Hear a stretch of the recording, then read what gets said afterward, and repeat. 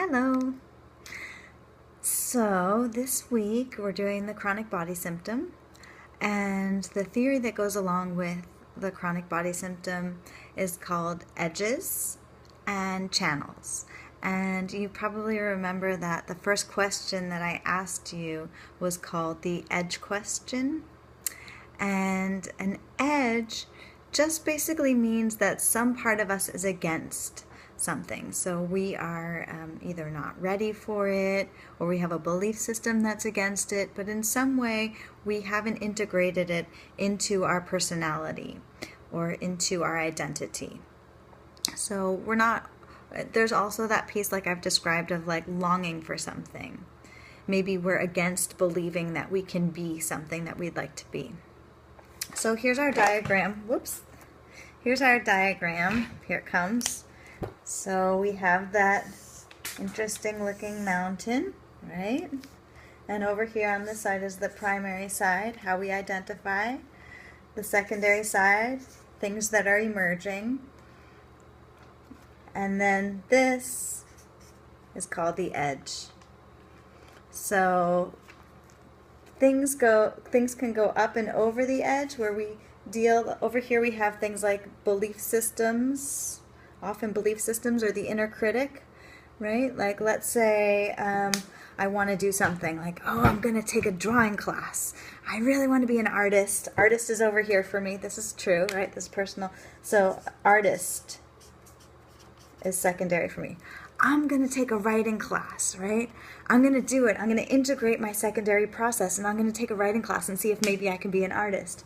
But then the inner critic shows up on the edge and says, you're not an artist. You're going to step into that class. You're going to feel terrible. Everybody's going to be better than you. You won't be able to get it. All you'll ever be able to draw is a stick figure.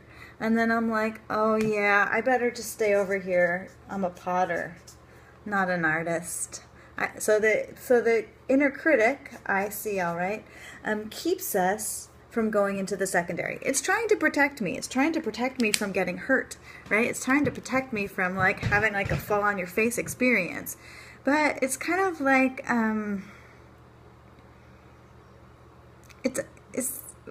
I so quickly just listen to it and just buy it instead of doing anything about it. Anyway, we'll deal with the inner critic in a couple weeks.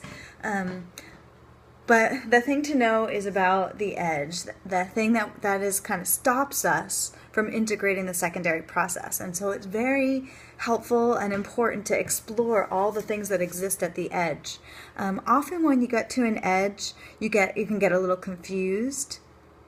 If you're talking to somebody about something and they touch a chord in you, and all of a sudden like you feel a little bit challenged and confronted, then you might get a little confused. You might suddenly get tired. All of a sudden maybe your body aches. Things come up at the edge. It's like we get uncomfortable, and like then we're kind of like doing all this kind of work to try to take care of ourselves, because it's like we're feeling pushed a little bit to go over the edge.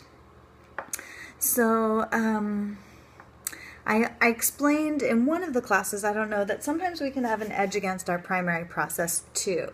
So in a certain way, this whole thing can get flipped, where like, I think I've told you all about how I'd like to identify with being more like radically honest and intense and not so worried about hurting people, right? So over here on my primary side is nice, right? I've like spent my whole life becoming and being nice. And over here, we'll say is real or honest, right? And the real part of me, which exists, and the more I want it to exist and focus on it, the more it exists, is like, oh my God, with the nice thing, like, come on, like that part of me, when I identify with it, it has an edge to being nice. It's just like, oh God, blah, we're sick of it, we're done with nice. So I can also, the thing can be fluid and flipped. Sometimes in that moment, real becomes primary, right? That instead of being secondary, and suddenly nice is, I have no interest, right? I'm against that part. I have an edge to it. And I know that I identify that way. So it's not like it's like nice becomes secondary. It's just kind of like the real part of me, the more honest and direct part of me, like, is not in happy relationship with the part that's like nice to a fault. They have different belief systems. Okay, so that's part one of the theory, an edge. One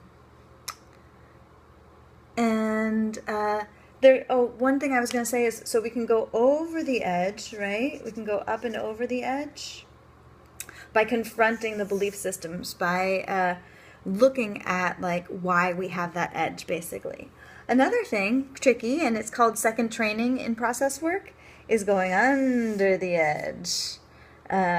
So under the edge is kind of like using earth-based work or meditations, and that we can access secondary parts of ourselves through meditation and through coming up with connections in nature that that like suddenly you can just become a hurricane. Where if somebody said, just be angry, just show me your anger, you'd be like, no, I don't want to do that. I hate being angry and I don't want to.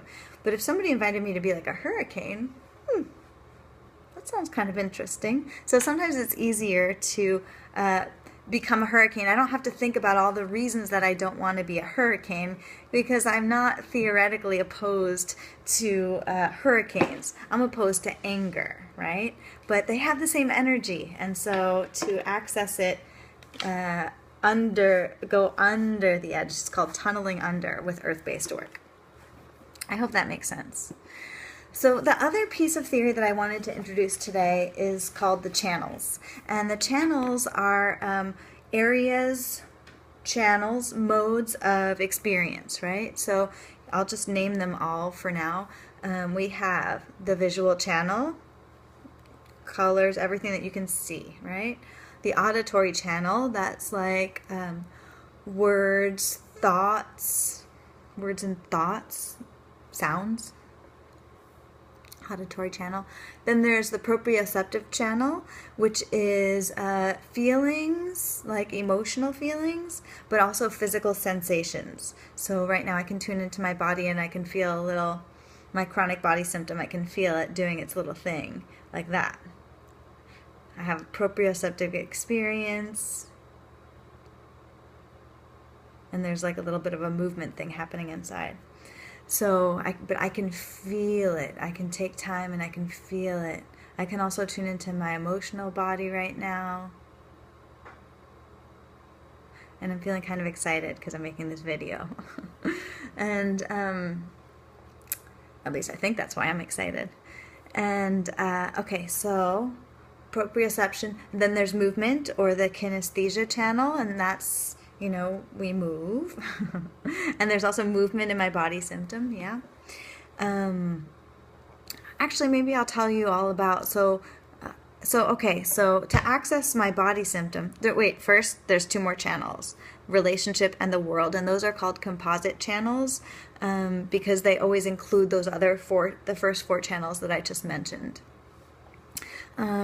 So I'm just going to quickly go through my body symptom and show you a little bit about like those channels. And what we do in process work is that we start in the channel that the anything, the symptom, the relationship issue, whatever, you start in the channel that it presents itself in, and then we try to deepen the experience of whatever's going on through adding channels. And basically, generally, if you can really like fully let a channel develop, it'll naturally, organically channel change into the next one.